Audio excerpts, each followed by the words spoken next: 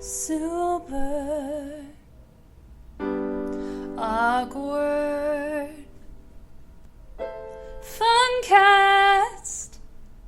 You're listening to the Super Awkward Funcast. Yeah. I'm afraid I'm gonna lose it. Speaking of losing it, I think everyone's gonna lose the Democratic election. Part of the election. They're already gonna lose. I mean, there's no look. A Democrat's not gonna win. I should preface this by saying this is the 30th episode of the Super Awkward Funcast with Elle Latham and her guest, her returning guest, basically co-host at this point. Her returning guest, Steven Robles. Oh. It's my birthday, guys, if you didn't know. Which you wouldn't, because this is going to come out like on Thursday, Halloween. So. Which is why I push this button. What's this do? Nothing. Really? That had to happen? Okay. Well, it's like there's a remote control here. It just says Olmo on it. Well, that's to my air conditioning unit. Oh, it doesn't turn well. It doesn't work. I don't have batteries in it. Oh, why do you have it there?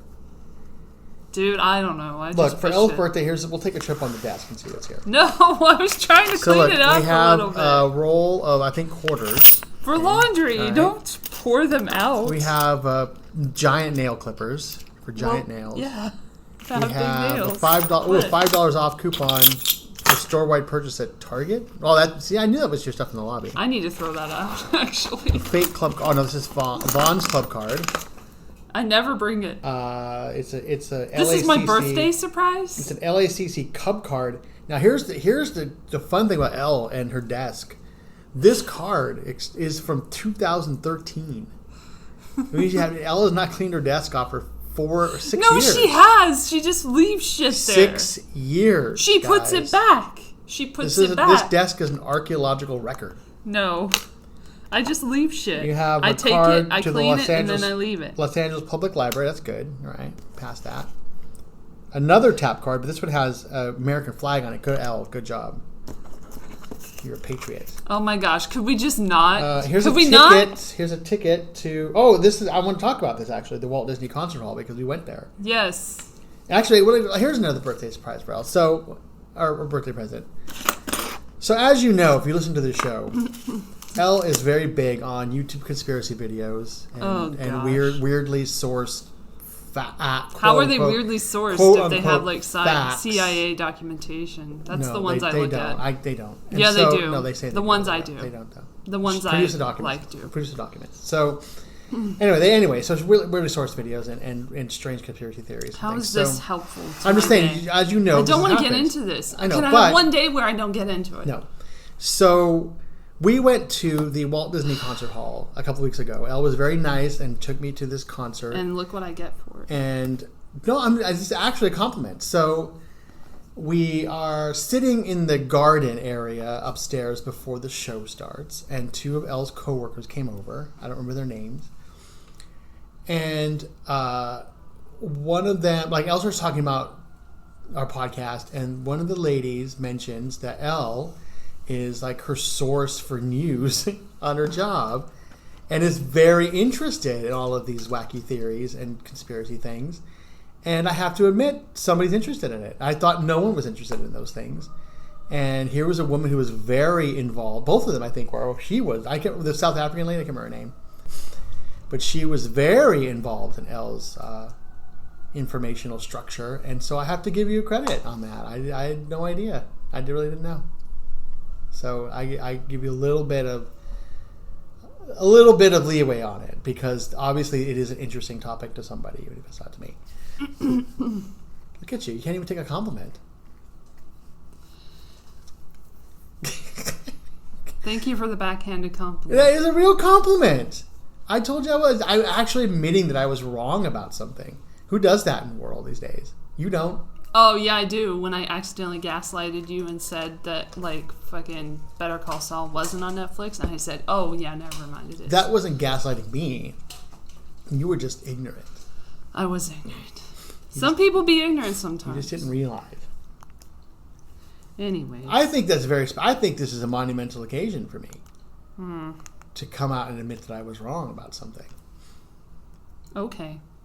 Do you want a cookie? I don't have any. I have a muffin. Oh my god! I can give you a little muffin. No. I feel bad that I didn't bring you a present. I just, Elle is very difficult to buy presents for. Your present is my present. Right. See, I figured that, and I also brought the Beyond Burgers, which were not cheap, and they aren't. No, well, I mean they're cheap.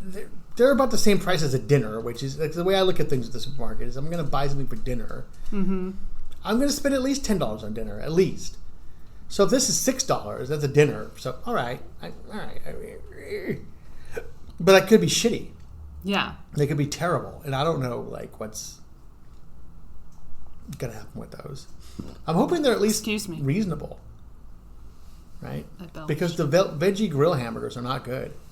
No, they really aren't. They're dry and shout out to Veggie Grill. Yeah, I mean, there's a lot. Gave me $5 off of a meal for my birthday. Used to give me a free meal. Yeah, I used to get a free one too. They got really cheap. And then they are like the ambassador of Beyond Burger. Now they have a cheesesteak there. I'm not promoting it, by the way. Don't buy it. They had a version of a Beyond Burger there for a long time. I will only get a kid's meal at that place, always. I like...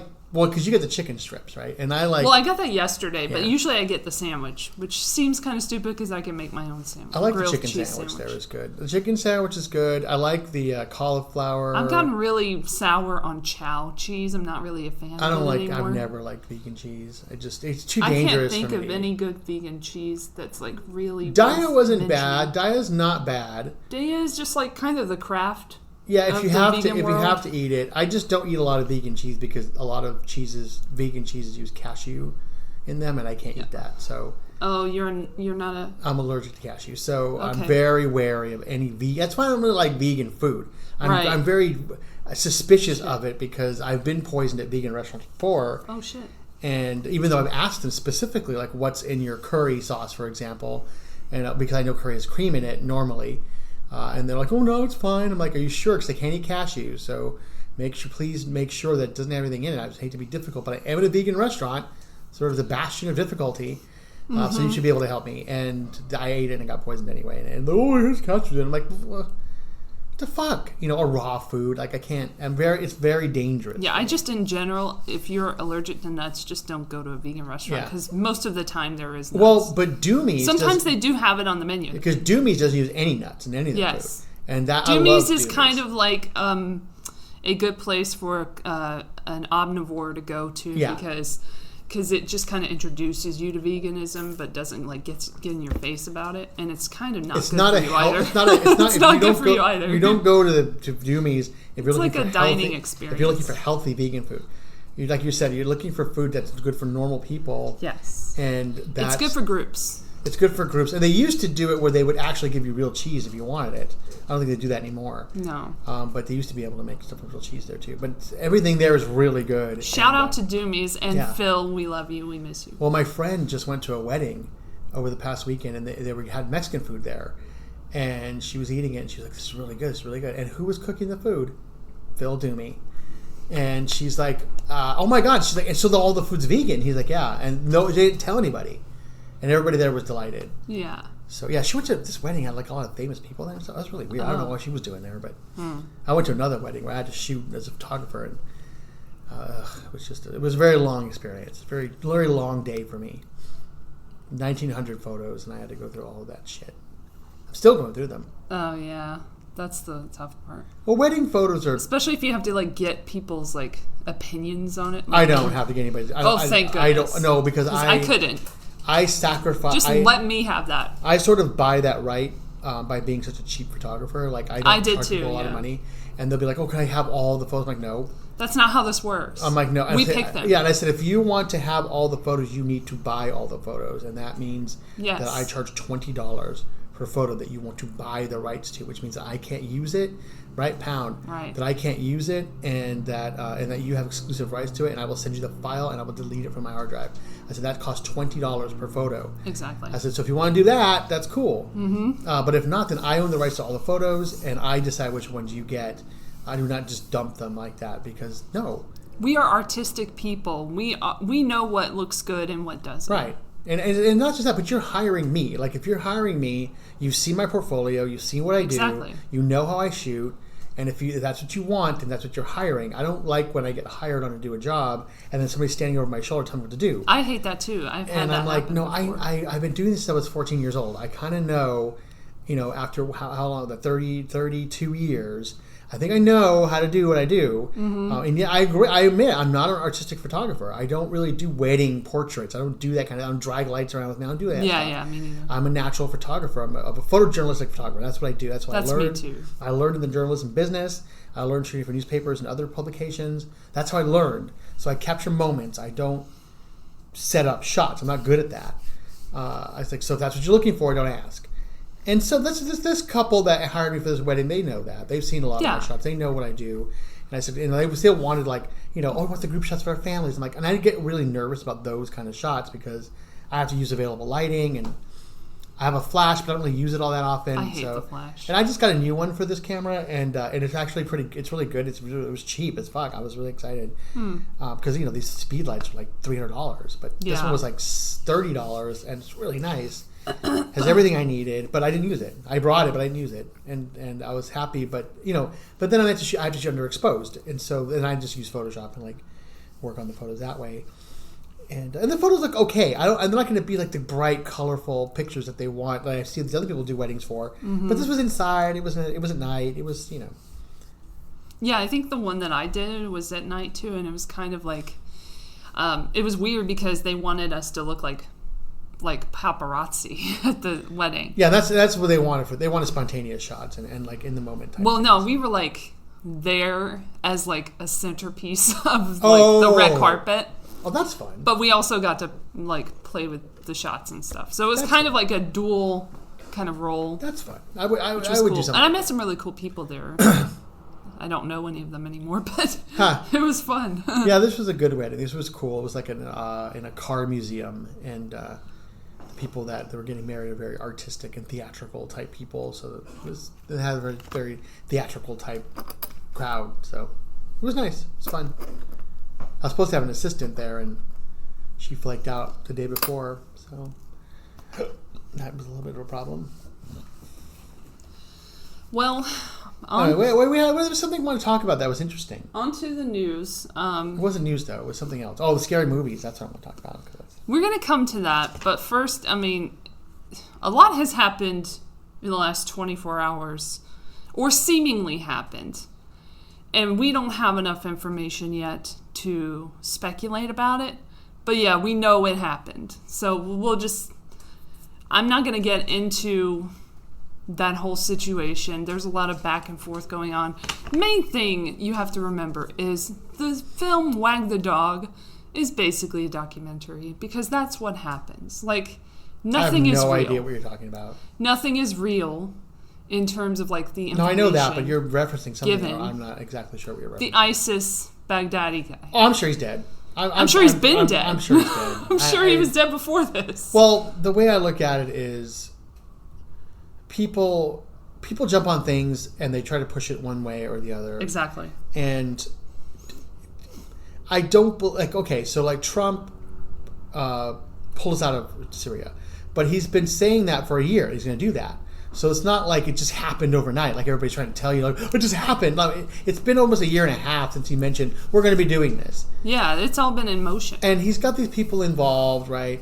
That know what they're doing. He's not a military guy, but he has people involved that know what they're doing. So my thinking is that and they're like, he released all the ISIS people, but when you release the prisoners, where are they going to go? They're going to go right to their leadership. They're going to go right to their home base where they're supposed to go. Then you find them and you kill them. And that's exactly what happened. They got out. They went to find this al-Baghdadi guy. He came out trying to be triumphant, and he died. Right? They found out where he was, and they killed him. Actually, there's conflicting reports on that. Well, of course there's, because the media is not going to give you the straight shot with Trump, because it's always going to be some qualifier. But it's also the thing is we don't know what's real and what's not. So we didn't know it was real. So Obama killing Osama, and they still. That's why I reserve judgment. Yeah, and they just put that right out there like it was the fact. Yeah, and I remember I was in Iowa West when that was announced, and everybody was cheering, and I'm like, "This is weird." And there's all this scrutiny on what might be real, and it's like it's just because it's Trump. But I know it literally. That's what I was thinking. Is you wouldn't be giving a shit about this. You would be praising the shit out of him if it was your guy. But because you are stupid or low intelligence, that's a nice way of putting it, you want to see it as this team versus this team, and this team did this, and this team did well, they can't give Trump any credit at all. And that's what I feel like. And I'm not sympathizing with him or defending him necessarily. But if this guy came up and said, you know what, they found a cure for cancer over in France, and we're going to bring that over here, and we're going to allow them to bring it over here in the United States. We basically cured cancer. Or we got all of Dr. Sebi's, essays and work and stuff, and now we know what's going on. And we're going to cure cancer. Yeah. These Democrats would complain that they're putting cancer nurses out of work. They would start worrying about all of the, they would be like, oh my God, he just destroyed the cancer research industry. And like, they wouldn't give him any What credit. about St. Jude? Right, St. Jude's hospital. I read so many books for fucking St. Jude, and I'm telling you what, man, shit's still not cured. I don't know. But yeah, that's what I'm saying. They're gonna find that cure. They would never give him any credit. It's like this thing with the, my favorite thing right now with him is, they have these children at the border, they be separated from their families. And I was railing about this earlier in the day, earlier in this whole situation where I was like, well, how else do you figure out who the parents are? You don't know if these people are the parents of these children. Yeah, what do you think of human trafficking people? Right, so my liberal friends were like, well, they could just DNA test them. I said, let me tell you something. That makes the most sense to me because that does make the most sense. I said, now there's unscrupulous ways you could branch off from that, but let's just say directly for solving the problem, that's a very direct way to do it. And that's the most accurate way to do it because then you do figure out if these are the parents, right? You know if they're related. And they're like, but the liberals were saying that to me, right? So now they decide to do this, right? Trump is like, okay, we're going to DNA test them. Now they're like, oh my God, no. Oh my God, how could you do this to them? Oh, but you guys were saying this was the way to do it before. Now this is going to be, you're going to have the most definitive way to do this without separating the families. The DNA test takes 2 days. So you put the kids in, and then you figure out who they are, and then, but the parents are criminals, they get sent away, and the kids stay here. Which is another thing they're getting pissed off about, right? Oh my God, they're abducting these children. They're putting them in the foster, they're abducting them. Like, okay, so with these kids... There's no win. Well, you have two situations. You have two options with these kids.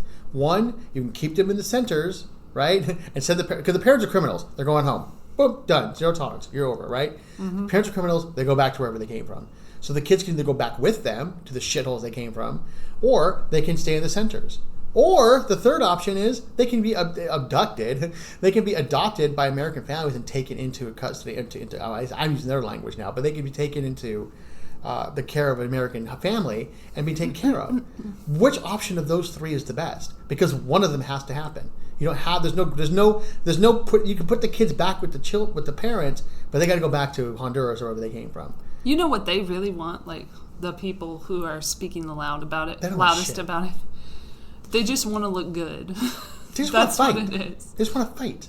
No, but they want to also look good to other people who. No, virtue signaling is what that's called. Yeah, and they do that a lot.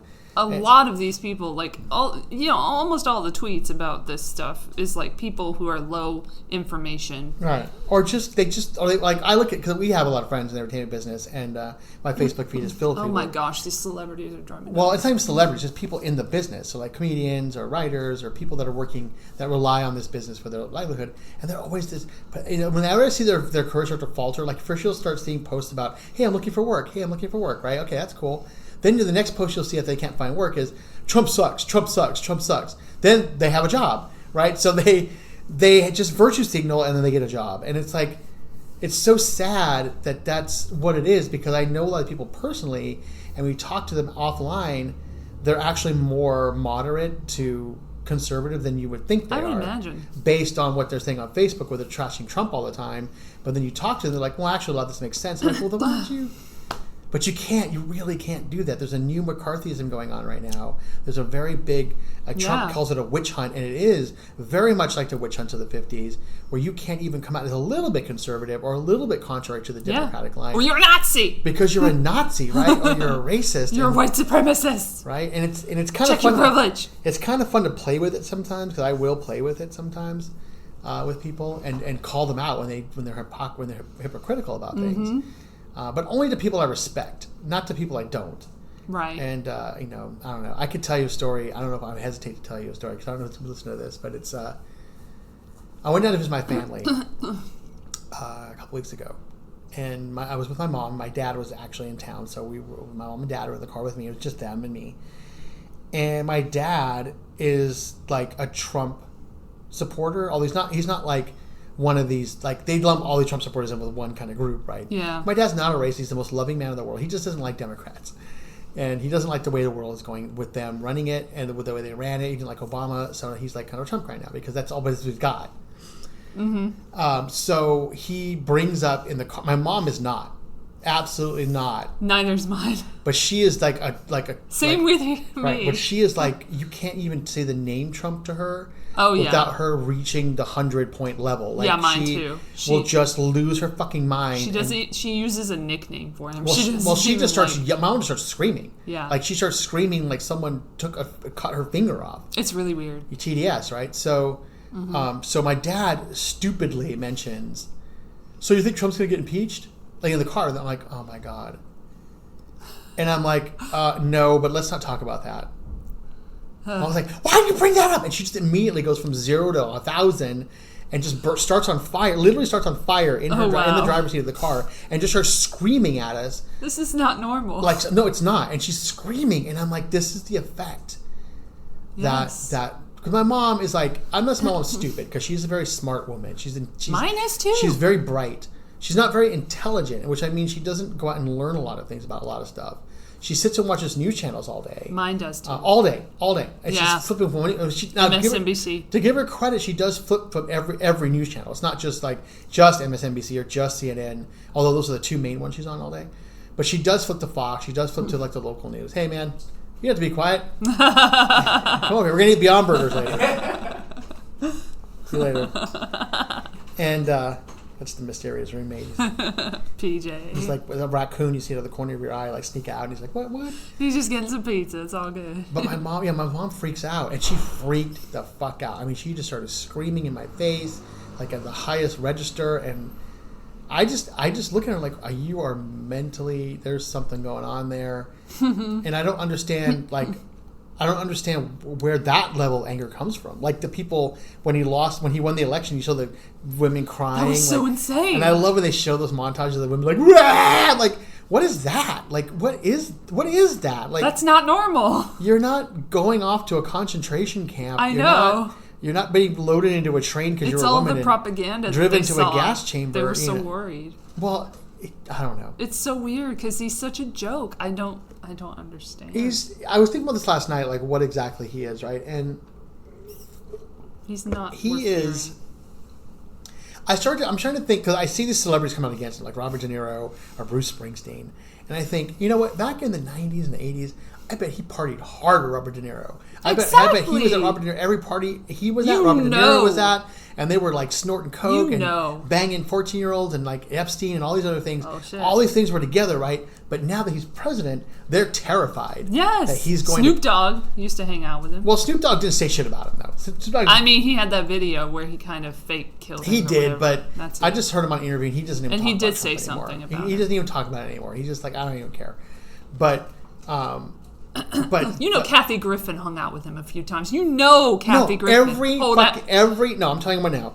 Any celebrity that's ever been on television ever has hung out with Donald Trump. Okay. Eminem has probably hung out with Donald Trump. Did a whole fucking thing. Anybody from the East Coast has probably hung out with Donald Trump. Any politician. This is where my theory is coming in now. This is my theory. Remember that song, real quick, of Mac Miller's that was called Donald Trump? That's hilarious to listen to in hindsight. Because he wanted to be like Donald Trump in the song. That was the whole thing of like the rap world. That's what you want to aspire to. Life. He was one of the most famous men in the world. He was on Fresh Prince of Bel-Air. Everybody knew who Donald Trump was. Will Smith ain't saying shit about him. No. He's very smart. Everybody knew who Donald Trump was. He had a presence in every country on the planet. Everybody knew who he was. He was the epitome of wealth and like that posh lifestyle, right? Yes. So Robert De Niro partied with him, and he's terrified Trump's going to say something about him, so he has to discredit him. And that's what's happening. Bruce Springsteen, I'm sure Bruce Springsteen was paid to play at a Trump party at some point, and he's talking shit, right? I mean, I don't know if Kathy Griffin would have. Kathy Griffin actually isn't really the level a comic or performer that would be in a Trump party necessarily. But I think they would have seen each other around town when she started doing for this apprentice stuff. Right, when she started... Oh, right. And when she started doing the roasting stuff, I'm sure she was at some parties where he was. And wasn't she friends with Joan Rivers as well? No. She didn't really have any comic friends. She started off as sort of a straight comic. And then she turned gay. Well, she turned... No, I'm just kidding. She couldn't get the gigs because when I met her, because I hung out with her for a night. Oh. And when we booked comics. And she...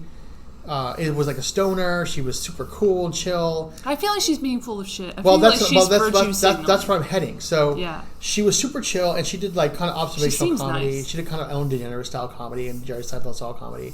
Just it was observational about things. Super chill, super nice, but wasn't getting any bookings because she's not attractive. She's not pretty, so it was hard for her to like get these gigs that these other prettier male comics were getting to. She couldn't really compete.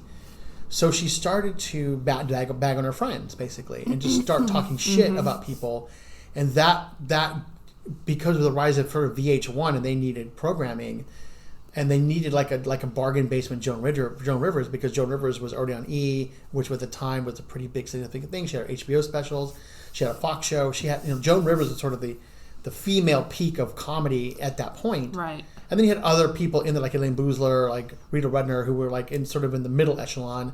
And then you had people like Kathy Griffin coming in the 90s, who was like the bargain basement version of Joan Rivers. And then VH1 saw this, was like, oh, we could use someone like that. Yeah. So they hired her to be this like celebrity roaster, and only because of the prominence her show gained, she started to gain a little bit of popularity. I thought that was Bravo that she was VH1 D-list. Bravo, right? So with the D-list, right? My Life on the D-list thing. Yeah. And then she had these... I used to watch that. And then she used to do the fashion, and then I love the 90s shows for VH1, and she had a lot to say.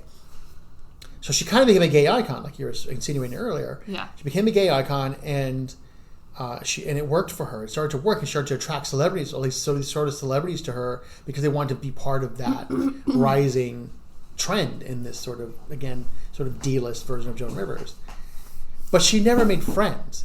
She wasn't the type of person to make friends because no one wanted to be around her, because they thought if we were around her, exactly, and she's talked about that. They're gonna say she's gonna say things about me, so I can't really trust her with anything.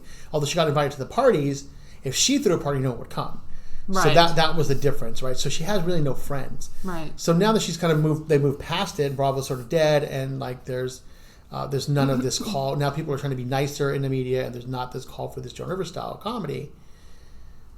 She is at a loss. So then she started the virtue signaling, right? She started the Trump head thing, which wasn't her idea. It was a student that was shooting her, or a photographer of hers, a friend of hers that was shooting People at her. give way too much credit to. Thought it was really funny, and they did it, and she got in trouble for it.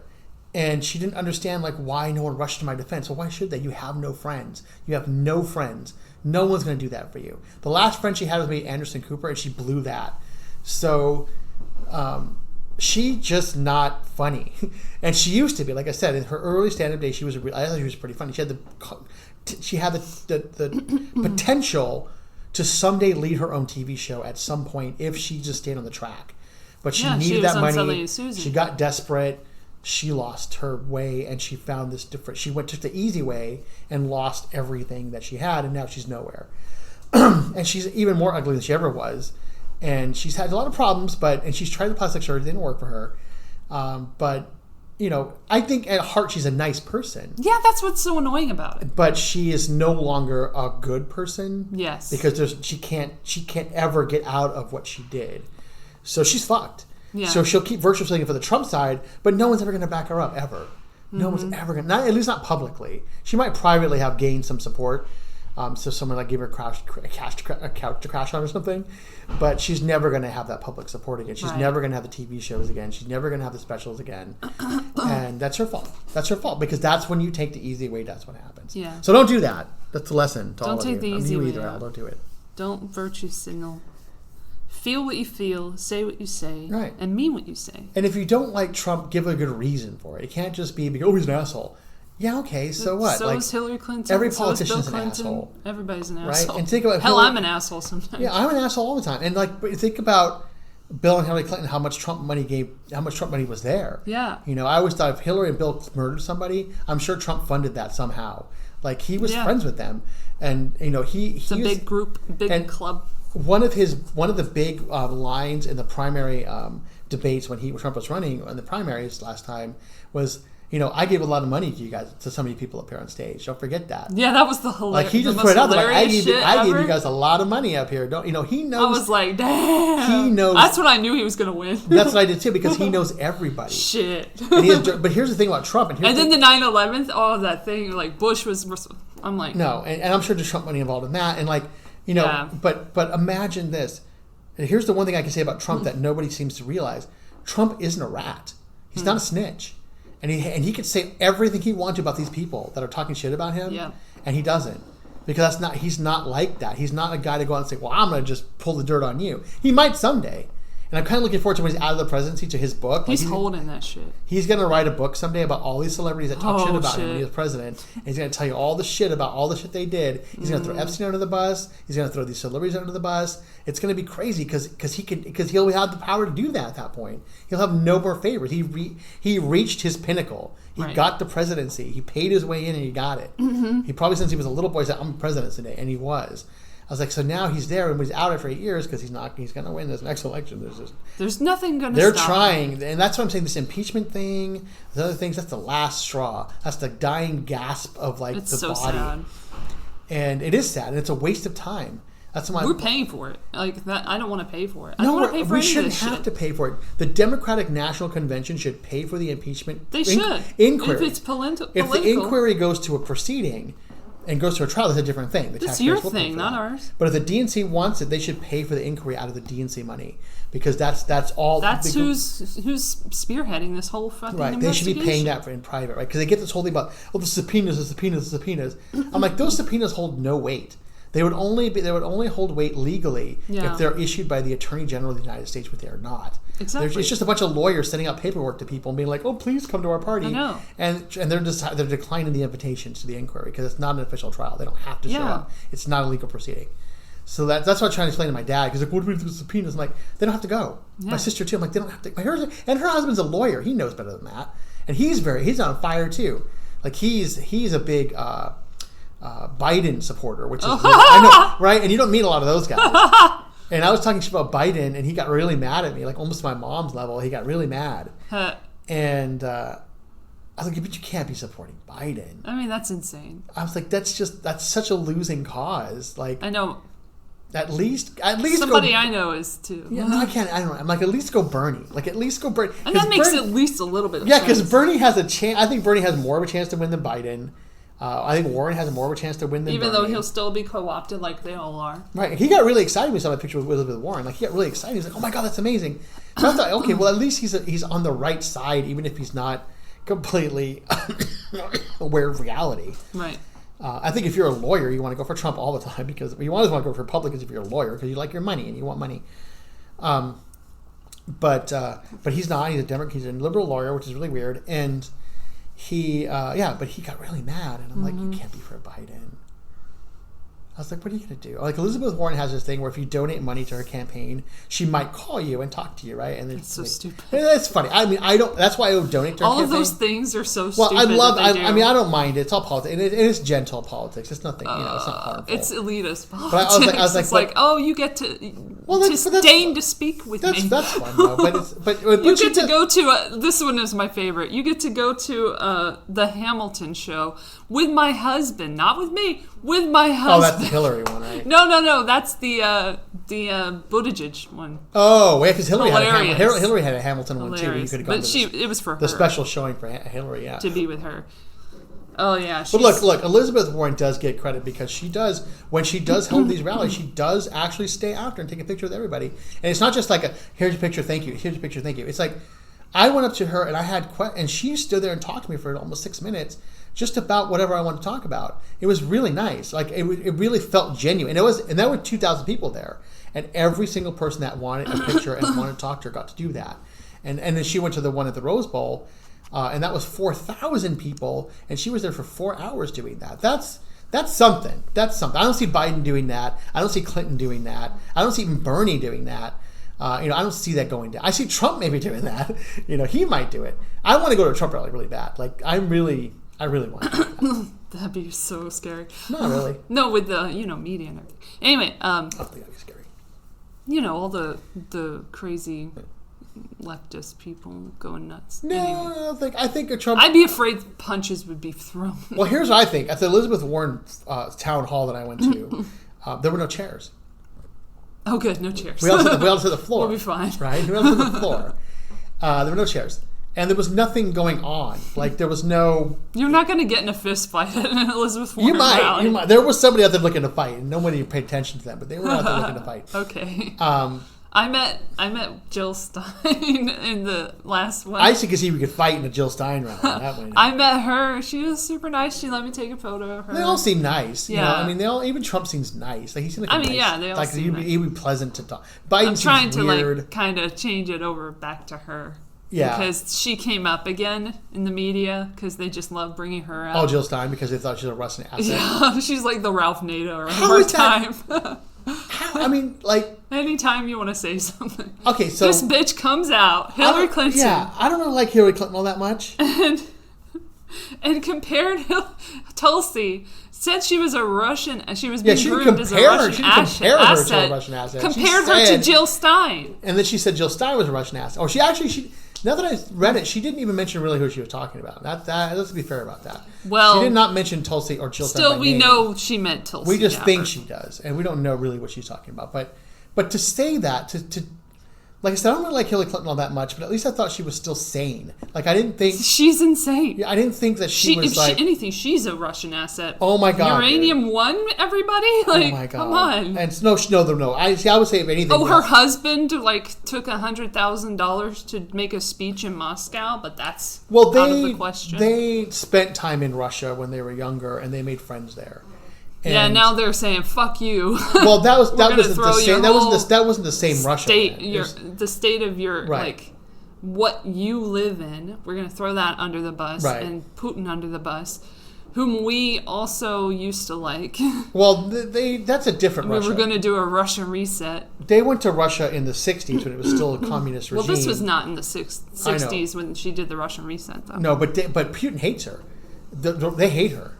Because she obviously orchestrated the world hates her. She orchestrated the European Union against Russia out there, and you kind of did Obama's. She's like what Cersei could have been, Lannister, but isn't, because Cersei has more feelings than her. Yeah. Sorry. Well, and but she's more relatable. I'll get to the second is that I didn't think Hillary was crazy.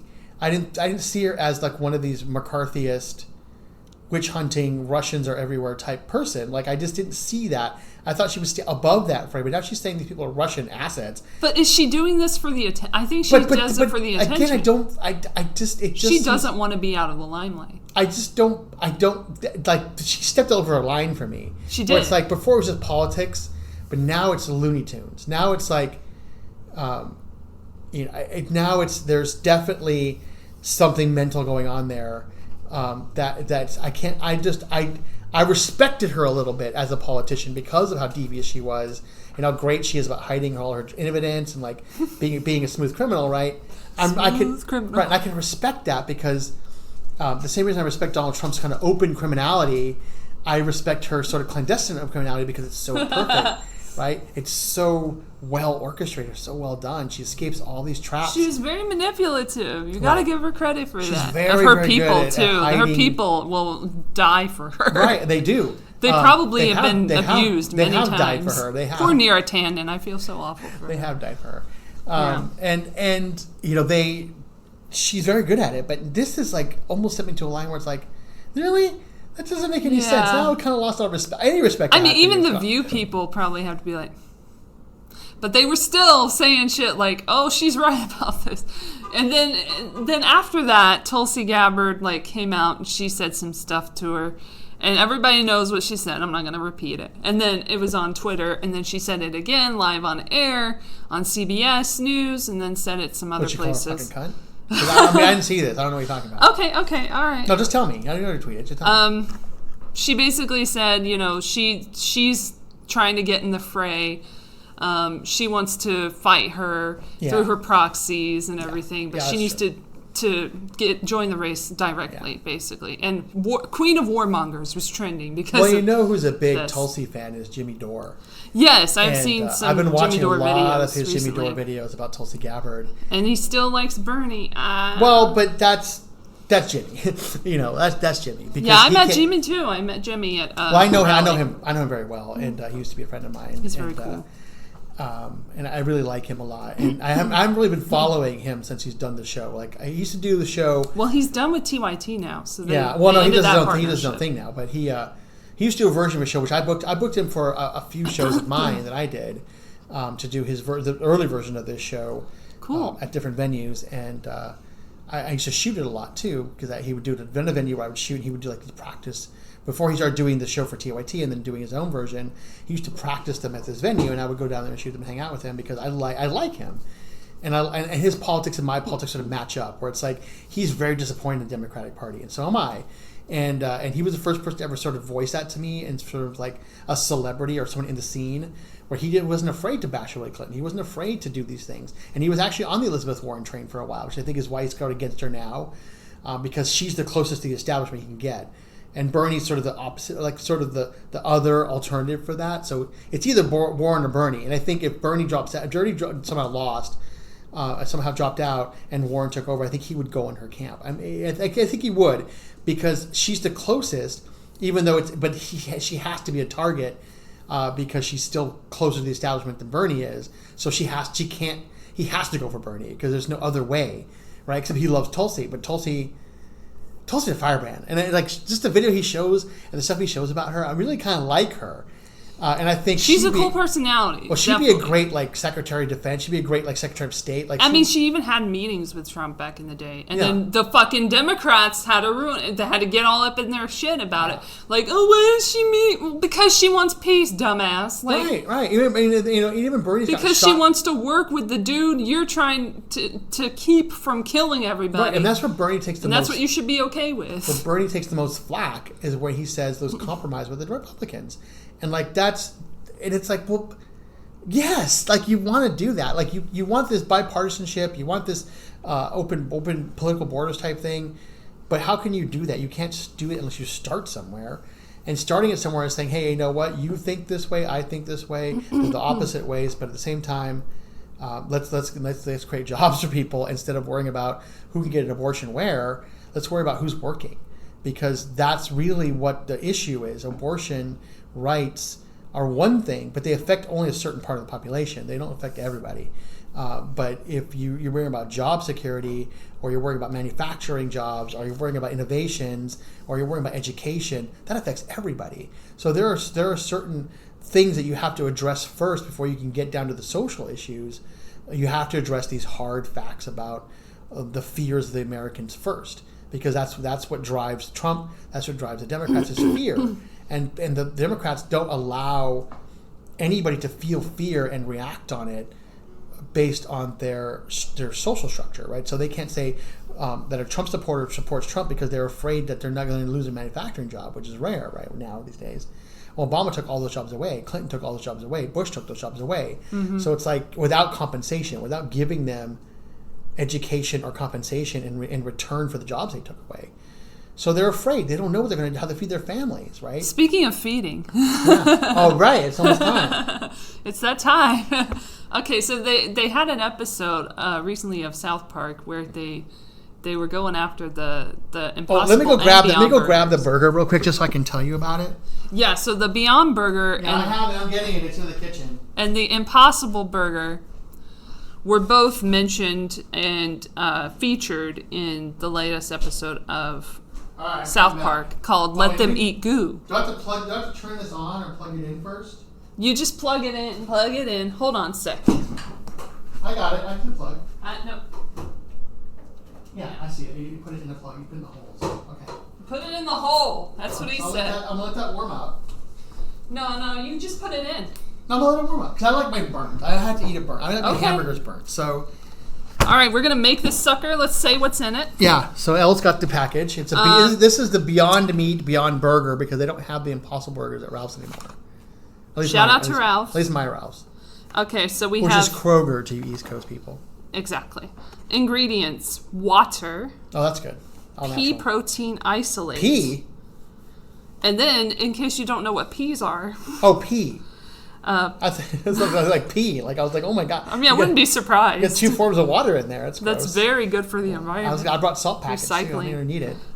Peas are legumes. People with severe allergies to legumes, like peanuts, should be cautious when introducing pea protein into their diet. I am allergic to peanuts, but I'm not allergic to legumes. Because of the possibility of a pea allergy. Our products do not contain peanuts or tree nuts. Good for you. And then expeller pressed canola oil. All right. Refined coconut oil. Delicious. Rice protein. Okay. My favorite. Natural flavors. I'm not exactly sure. Okay, I want to know what rice protein is. Like, where do you get that? Is it just rice water, probably? Just like from... Yeah, it's like a little bit of condensation from rice. Probably for thickening. Cocoa butter. Okay, delicious. Why? But okay. Mung bean protein. All right. We love the mung. Mung. Do you know that munging is... when is you look this at like an Urban Dictionary? Urban Dictionary, or munging is when you jump on the stomach of a dead body and all of the all innards squirt out of its mouth.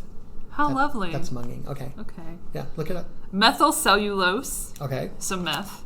Yeah, right. meth. Good. Good. I like meth. Potato starch. Can't forget your starch. Fine. Potatoes. Good. Apple extract. Weird. Okay. Okay. Salt. Of Okay. course, you gotta have salt, right? I bought salt. How much salt, by the way? Oh, it's 390 milligrams. Oh, no, I can tell you right now these are going to be salty. Okay. Potassium chloride. Okay. Vinegar. Oh, okay. Because why not? Lemon juice concentrate. Yeah, that's those 2 things are probably to keep it from browning and turning a weird color. Sunflower lecithin. Okay, less than, right. Pomegranate fruit powder. Hmm. All right. And beet juice extract for color. For color, right. Instead of like a weird, bloody kind of lab thing like heme or heme or whatever it's called. Or red number 5 or whatever. And, so let's see. How do they sell Impossible. these things to us? They just put it in the restaurant for me. That's how they sold it. Well, I'm to saying me. because I love reading the ad copy on the back of packaging. Yeah. Because so do they say sustainable? Blah, blah, blah, blah, blah. They have a couple of things. So the first marble juiciness. The first thing they have here is at Beyond Meat, registered trademark. We started with simple questions. Why do you need an animal to create meat? Why can't you build meat directly from plants? Yeah. It turns out you can. Uh-oh. So we did. We hope our plant-based meats allow you and your family to eat more, not less, of the traditional dishes you love. I hate that word. While feeling great about the health, sustainability, and animal welfare benefits of plant protein. Together, we can truly bring exciting change to the plate and beyond. You know what I don't understand is if this is a plant-based burger, why is it next to other actual burgers in the market? Oh, I don't know. Maybe because there's meat companies who support it and invested into the product. It's cheaper.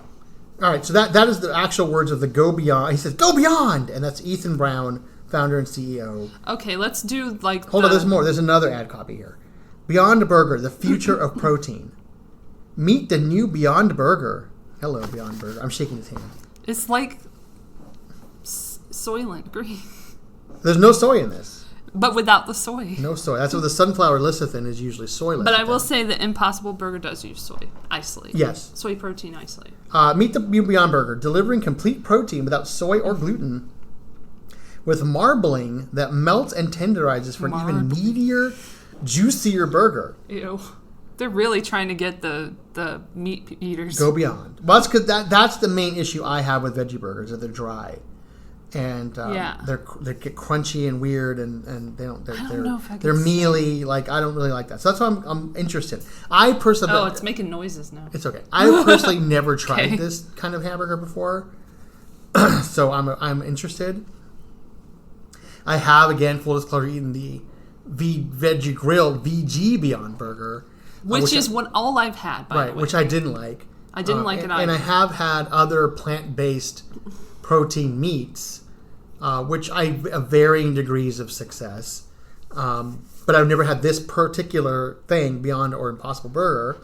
Then there's cooking instructions here. So in case you want to know what they are, keep refrigerated and use within 3 days of opening, which I bought them last night. Do not refreeze. Cook thoroughly before serving. I don't know why that matters. Probably the taste. I purchased frozen. Now, mind you, thaw in the refrigerator before cooking. Consume within 10 days of thawing. So either 3 days. Oh, 3 days of opening. Okay.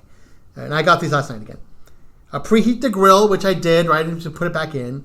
Or pan to medium-high to high heat and cook for about 4 minutes per side. Let's not forget about that. Okay. Do not overcook. Oh, see, I like mine shit burnt. Edge and interior of patty will still be red or pink when fully cooked. Yeah. I don't keep like, my plant is rare. Fully cooked when internal temperature reaches 165 degrees. Who the fuck met? Why do they put that on these things? I don't know. Who's going to do that? All right. And in case you're interested, you can join in the conversation at #BeyondBurger or #GoBeyond. And they are available on every social media platform. We are not promoting them. We are just giving you the facts. Well, I want to make sure you as listeners are well informed about what we're going to do. Mm-hmm. And I also want to make sure that Elle is well informed, and so am I. Yes. So I didn't even look at this before. I got it and threw it in the refrigerator. And the nutrition facts say that each patty is 250 calories. Right. 250 calories, and let's see, the highest content is sodium at 390 milligrams. It's a lot. Which is 16% of your daily value. And then potassium at 300 milligrams. There you go. So you need some energy from this shit. And 20 grams of protein, which isn't so bad. No. And the survey says it's one patty, and it looks like there are 2 patties in this. And this costs $5.99 at Ralph's. Okay. All right, so I think this is ready preheated. to... You want to bring this in there?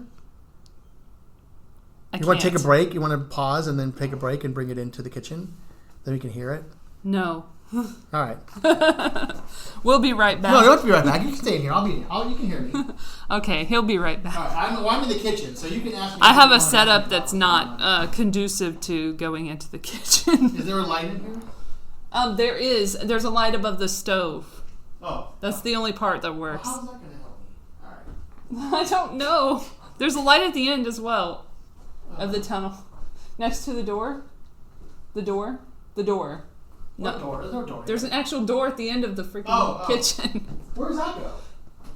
Outside. Weird. Okay. I didn't even notice that door before. No one does. Have you ever noticed how long these doors are? It's so creepy. It's like, did a bunch of NBA people live here so they can move beds in 1960s? Oh, stop with your logic. I'm trying to imagine a bunch of giants living here in the 1960s. Don't be like that. I just was pulling a knife out of this thing, and then a thing fell out. An ice cream scoop fell out. Okay, so I'm bringing this over to show you. Okay, here we go. Here's a raw. Ew. It's not, but it's not. It's plants. No, I know, but no, still feel it. looks No, touch like it. Touch it. Touch it. I'm not. No, don't do it. Touch it. I'm not touching it. No. Elle. No. Listeners, encourage her. All They're all right. saying touch it. Here you go. I'll touch it with a finger I can't feel. It's weird, right? It feels like meat. It feels like meat. It looks like hamburger. Ew, it's so gooey. It smells like dog food. Oh, I remember that smell. It smells like dog food. It literally smells like dog food. I do remember that smell, though. All right, so I have this. I'm gonna put a little salt on these. Well, I made it. What? No. No. How about pepper? We have no fixing. I do. No fixins. No. We have to have a true taste test with nothing, no filler, pepper? Okay. no filler, nothing. All right. Just by itself. Do you have ketchup? No, I don't. Why would I? I don't eat fries. Well, potatoes. All right, I'm putting them in the grill. This doesn't seem hot enough, but I'm gonna. It doesn't seem hot enough, but he doesn't know how this grill works. It's like a miracle. I have a George Foreman grill. Oh, I have a giant one. This isn't even a George. This is like a what is it? A knockoff brand. My George Foreman will be like. Like just a regular sandwich grill thing. I made a waffles on it the other day. Okay, so they're in there.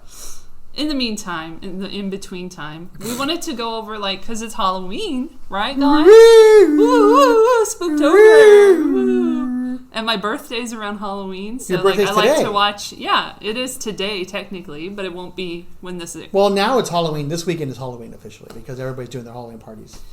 Well, it's Halloween on Thursday, and that's when this is coming to the web. So let's go over, like, what's your favorite scary movie? Now, see, I thought about this. And remember, 4 minutes for each side. Right. I'm a huge horror fan, and I've been watching horror movies since I was a little kid. So it's really hard for me to decide which one is my favorite. That's too hard. I couldn't. Like so many that come to my head. Like people. What's your favorite kind of scary movie? Do you have a favorite genre? My favorite kind of scary movie is demonic or religious horror. Those are my favorite kinds because like The Exorcist. Like The Exorcist, The Omen. Oh man. Yeah, The Omen. All the Omen movies, all 3 of them. Ooh, did you ever see Joshua? No. Nobody ever sees that. Did you see Orphan? With the girl with the thing on her neck? That was creepy, yeah. Yeah, I think I saw that one. Did you see The Orphanage? That's even better. That's the Guillermo del Toro movie, right? No. Well, he produced it. Yeah, I saw that one. And there's some good ones. I like creepy ones. Have you seen Mama? I haven't seen Mama. I saw Is it good? Mama. Yeah. Actually, that's really good. Why isn't that on Netflix? Hey, Netflix, get on that. Because it's a Universal movie and they don't have Universal movies on there. But it's Mama is actually really good up into the last 5 minutes of it, which was stupid. But it's really creepy and weird and good, and the kids are really good. And have you ever seen like it's kind of a zombie kind of thing? Yes, not quite, probably. but like REC, REC, which I saw that was on Netflix. They made it into Quarantine here. Yeah, which was not I saw Quarantine. REC is so good. Yeah, I haven't seen REC. I saw Quarantine. Quarantine wasn't bad. I like those kind of movies too. Juron, have you seen the original The Grudge? No. Oh, Japanese horror doesn't really get to me. It's because it's Audition? You never see it? Audition was okay. It's scary. I don't know if it was scary. It's like scary, like psychologically. Yeah, that's what I'm saying. So there are different versions of horror that work. Like Midsommar, for example. People will lump it in with horror because of Hereditary, which is generally a horror movie. But Midsommar really isn't a horror movie. It's more of a psychological, psychedelic sort of terror movie. That's what I'm saying. There are terror movies that are horror movies. So like a movie like Contagion or like Contagion or Outbreak technically are horror movies, but they begin to be terror movies because they're more about the effects of horror on you than they are about actually being horrifying. Did you see that guy's first couple of films? Like he had some short films. Ari Aster? Yeah, and he had one that was was it something about there's something weird about the Johnsons or something? I've heard of it, never saw it. The strange thing about the Johnsons. No, I wouldn't have seen that. That was so insane. Like that put him on the map kind of like as a director to watch. Although he did have a good one before that about a homeless guy who was really like smart. Yeah, well, he does a good job. I mean, I saw Midsommar twice. That's a good movie. So let me shout out to that movie, that early movie that he did. Wow, those hamburgers smell disgusting. I mean, yeah. Like really gross, right? Mm-hmm. C'est la vie. That's the name of this short from 2016. It's on YouTube. C'est la vie. It's in a series of clinical tableaux. I think that's how you pronounce that. Tableau, yeah. Comprising a sort of apocalyptic travelogue of the LA streets, an aggressive homeless man berates the viewer regarding the circumstances of his life and the wrongness of everything. They need to put out a DVD with all his movies on it. I would watch that stuff. Because he seems like a very talented guy. Anyway, so there we go. Horror movies, terror movies. He brought his cinematographer up with him, which I like to see. The friends going high.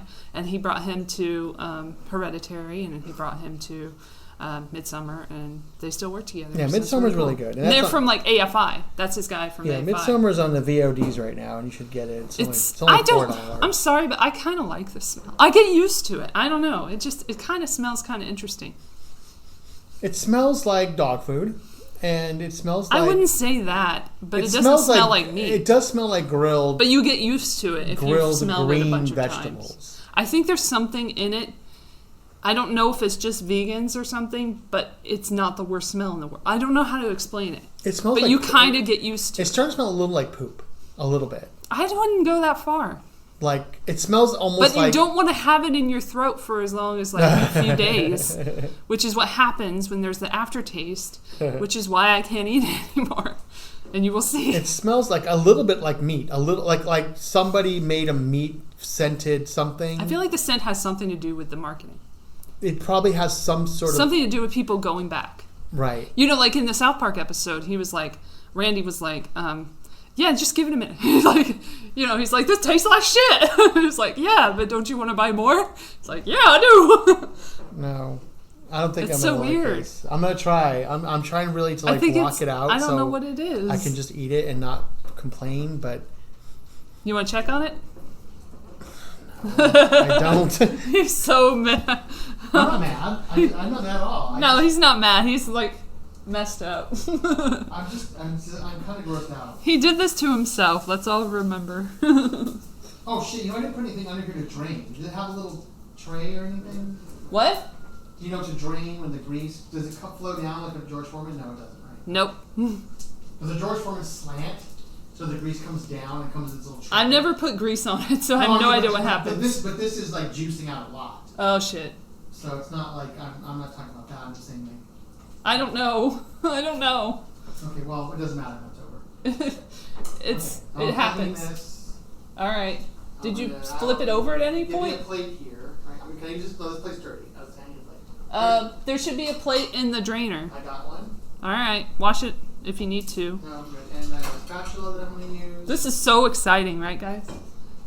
Spatula. He can use. Just wash it. That's all. It's so dusty. Too late. Just eat the dust. That's cool. Shit, I ride the bus, man. I eat worse than that every day. Okay, so I'm putting them both on one plate. Okay. Put the spatula in the sink. See, if I had a YouTube channel that was worth a fuck and I could make videos at home that I felt comfortable with, I'm getting a fork. We could get this all on camera. Ah! No, that was just plates with me. Okay. Okay, and don't move them. Well, there was a fork with me. Oh, okay. Here's the final product. Okay, so we have these patties. I'll put a picture of them. Take a picture Twitter. of it right now. And they are, that's just for fun to get the McDonald's book up. No.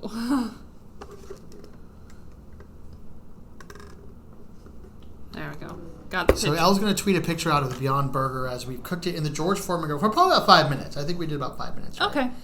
So in the press, it's like a press. I can't smell it as bad anymore. I can smell it. This is like a pressed. It's a pressed type grill, like a George Foreman style grill. Yeah, but not like a Black and. This was like a Black and Decker. It's Essential Home. It's fine. Okay. Nobody knows what that is. I've tried looking it up and it wasn't a thing. There's a nice crust.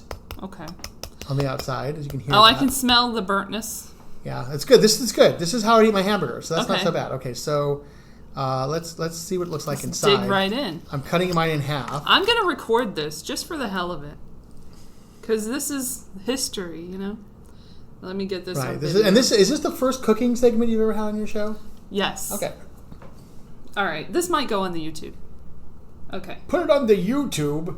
Are you watching the YouTube, Elle? All right. Here we go. This is the Beyond Burger. Right. Here's a cross section of the Beyond Burger. Don't put me in there. Here's a cross section of the Beyond Burger. You can see that it's, again, has a really nice crust to it. It actually looks like a hamburger. It drained like a hamburger. There was a lot of fucking fluid on that grill. So here we go. So there's that. I'm going to cut yours now because this is you're going to have to eat this whole thing, by the way. And you have to eat whatever I don't eat of mine, too, because this is your domain. So I'm going to cut you a piece here. God damn it. Mm-hmm. Well, because we only have one fork, so... I'm not using that fork. I know you're not. Well, why aren't you using the fork? Okay. I'm not going to use it. I mean, I'm just going to take it off of there. All right. So I'm here. Take yours. You got to get yours ready. I don't like burnt stuff. It's not burnt. It's cooked. I'm going to go to that one. Whatever. Hold on. It's hot. It's not that hot. Look, I'm holding it. I know, but it's hot. I don't like it. Wiener. Okay. Hot. Here we go. All right. It's going to my mouth.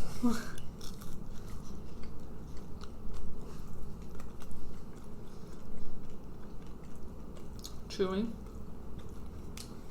Well, Okay. All right. It tastes like... Okay, first of all, the taste is okay. It is okay. There's not a weird taste to it. It's not dry. No. Which I was shocked with, right? No. It does have weird little chewy bits in it. Well, yeah. It has weird little chewy pellets or something inside that I can't... There's a lot of chewing. ...chew up right away. I'm still chewing. If this were real meat, it would be like cartilage, right? It's like there's like weird cartilage in it. That's what it is. Thank you. It tastes good. I haven't eaten the that in texture is very meat-like. Mm-hmm. It's not dry. It's not like the VG Beyond Burger where it was like cardboard or like a weird... They made it wrong. ...cracker or something, right? It was just really strange. This actually... Take another bite. Okay, I'll take another one. It feels and tastes like if you ate a hamburger in elementary school. When they used to give hamburgers in elementary school, I know that they were probably meat mixed with soy. Oh, yeah.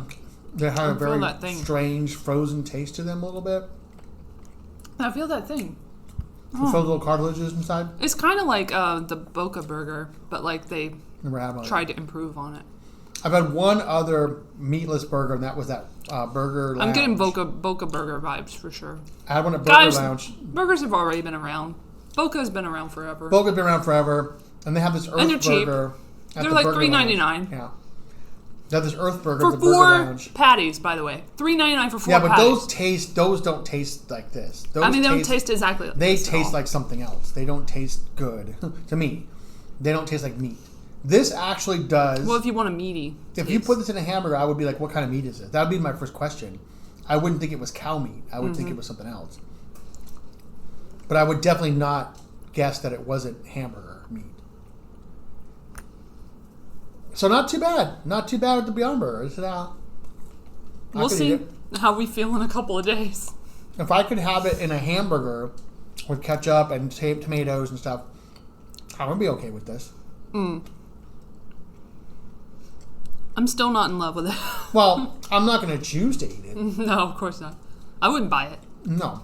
I'm still going to eat regular meat, but if someone were to offer me one of these, I would not be afraid to eat it now. And yeah. I wouldn't complain about it. Right. No, I am going to put a little salt on this because I want to see what it tastes like. Okay. But that's basically the taste test, guys. Yeah. And so, okay, listen to the podcast. Done with the video. Want to hear more of it. Oh, that's too much. Yeah, that is a lot. That's a lot. And it's McDonald's salt. Shout out to McDonald's, I guess. Iodized.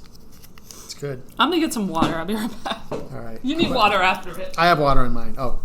So I put salt and pepper on my next bite. I definitely have water if you want water. I have water in my cup. It definitely tastes better with pepper. I didn't bring a ketchup package. I should have brought a ketchup package. Try it with ketchup. Yeah, you should know I don't have ketchup. I don't know what you have. I never have ketchup. Ketchup's vegan. I just don't have it.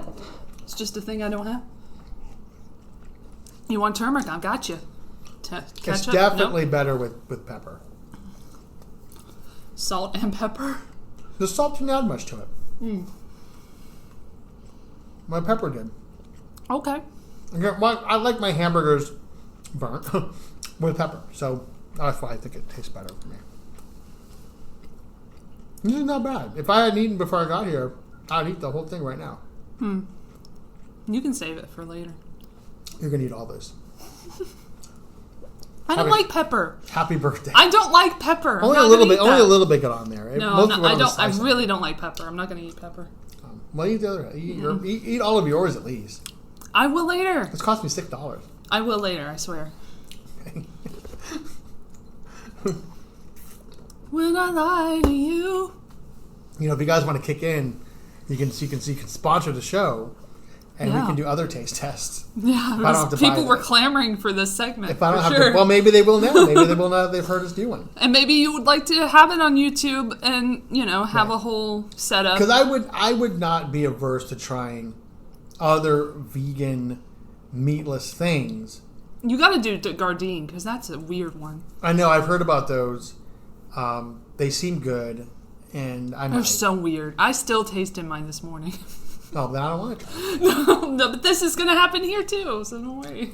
No, I think I'm doing okay with this. This isn't... Maybe it's when you have a whole burger. I don't know.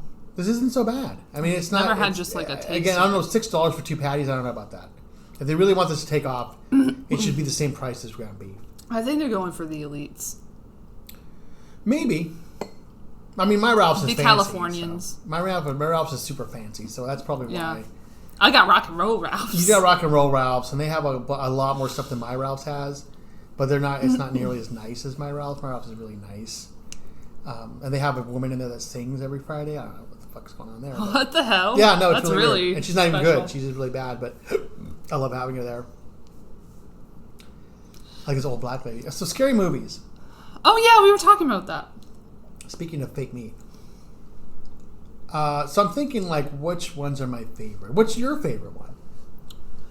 My favorite, the only one that actually made me yelp was Texas Chainsaw Massacre because it was real. You went online and gave a review of it?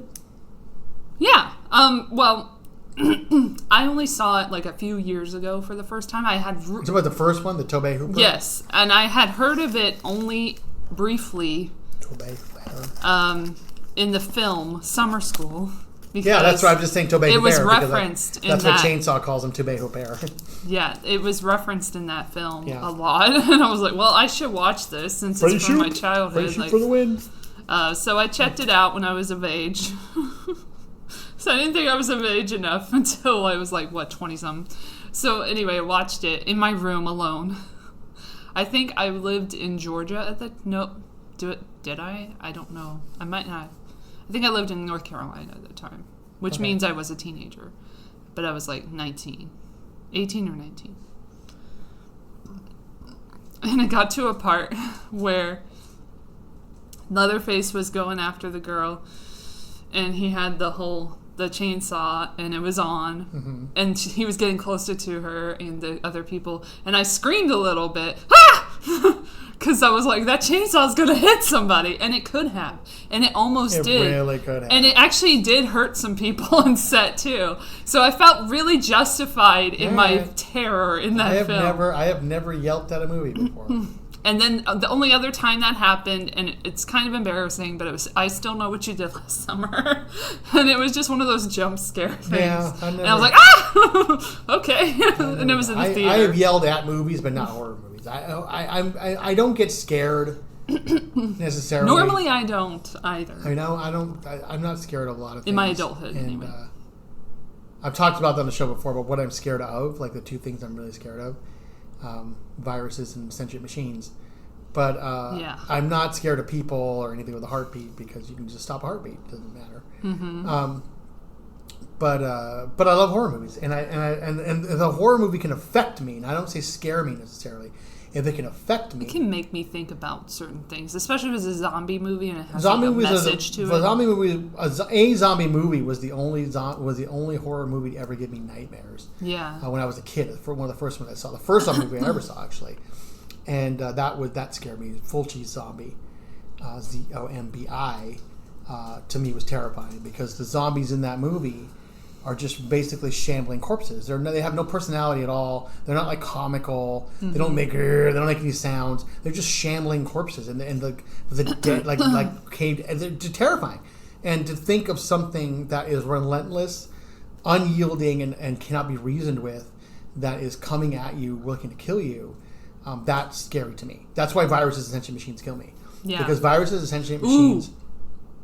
You just reminded me of Cabin Fever, which I used to own. Cabin Fever. I used to know a guy that's in that movie, Cabin Fever, and I still think it's one of the best things Eli did.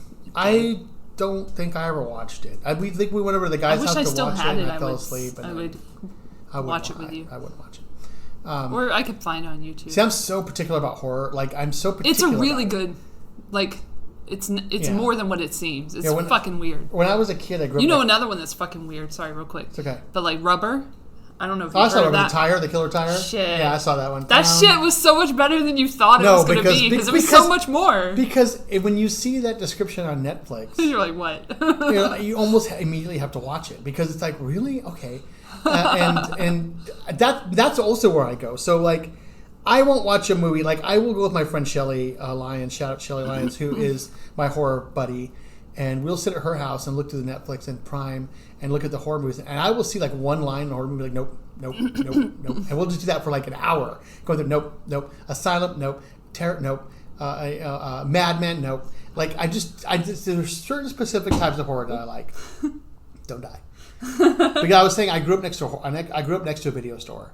And I would just go into the video store and just start from A and just rent all the horror movies, like, every day. Like, let me rent 6 at a time for 99 cents each. Just because I lived next door to them. I was there all the time.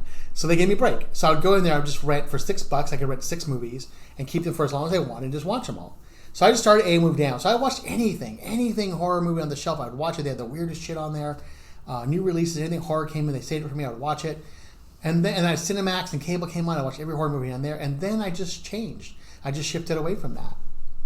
I just remembered another one, Maniac. The update with Elijah Wood. Photo Baggins, yeah. What the fuck? Like, that had me fucked up. That is a great. That one was fucked experimental type horror movie because it was good. It's done a lot in the first person. It was good. It's really weird, shaky the camera angles and stuff. He just did another one. Shelly Lyons, my friend again, horror movie friend. Shelly Lyons just watched another one with him in it, but I can't remember what she said it was. But she said it was pretty good. That was so good. And then there's also. Okay, in a different way, I don't think it's a horror movie necessarily. It's psychological, like commentary on modeling and whatnot.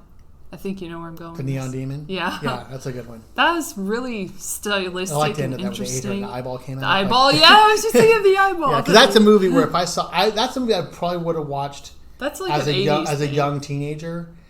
And if I saw that as a young teenager, a lot of that I love those timeless movies. Right. A lot of that movie would have stuck with me, especially the eyeball popping out and then eating her in the pool. And then the weirdness of, like, a lot of that would have stuck with me. Even if I didn't understand the whole movie, this was sort of where I am now, it still would have stuck with me because of the images that they made in that movie. Yeah, it's very iconic. Yeah, and I don't think enough people have seen that movie. No. But I think it is one of these movies that 20 years after it comes out... It'll be a cult classic. People will find it and be like, what's this? And they'll sure. Demon, let's watch it. And they'll watch it and they'll be like, what the fuck did I just see? And they'll share it with their friends and they'll watch it. It's a satire. It's like Tusk, right? Oh, Tusk! Because Tusk is... Alright, I don't feel a certain way about Kevin fucking... Smith... But I did really enjoy that. Well, Tusk is not necessarily a Kevin Smith movie, which is what I agree. It's a movie that's sick. And the way I describe Tusk, that's where I saw it. Because I had a friend, my friend John and Margarita, who's another great horror friend. Shout out to John and Margarita, who took me to see this movie because he's like, you have to see this movie. I will take you to see it. So he took me and my roommate to see it, Heather, and we went to see it. And we got done with it, and I was like, he's like, what do you think? I was like, I don't know. I don't know if I liked it, but I am really happy this movie exists. Yes. Because it's a movie that, again, 20 years down the line, if they even had them anymore, VHS tapes, this is a movie like, and when I was in college, someone would be in a party and be like, hey, have you seen Tusk? Yeah. And I'd be like, no. And they pull up this like dingy VHS copy of tape that went from like swap meet to swap meet that just has this grainy copy of this movie on it. Yes. And it's like, watch this, and put it in, and we'd watch it, and I wouldn't understand all because I'd probably be on drugs. But we watch, shrooms. That might be the best way to watch it. Right. Oh, no, I think I really want to watch it on mushrooms. But anyway, so I'd probably watch it and be like, what the fuck did I just watch? And then the tape would be gone, and I would never see it again. And I would just tell other people, like, I saw this movie called Tusk. Yeah.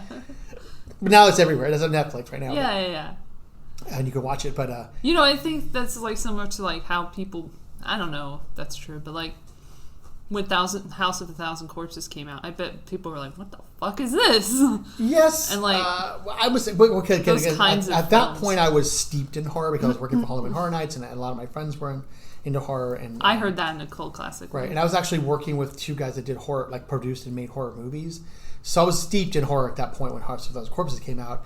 And Rob Zombie was already sort of a staple there, and that being his first, like, big movie.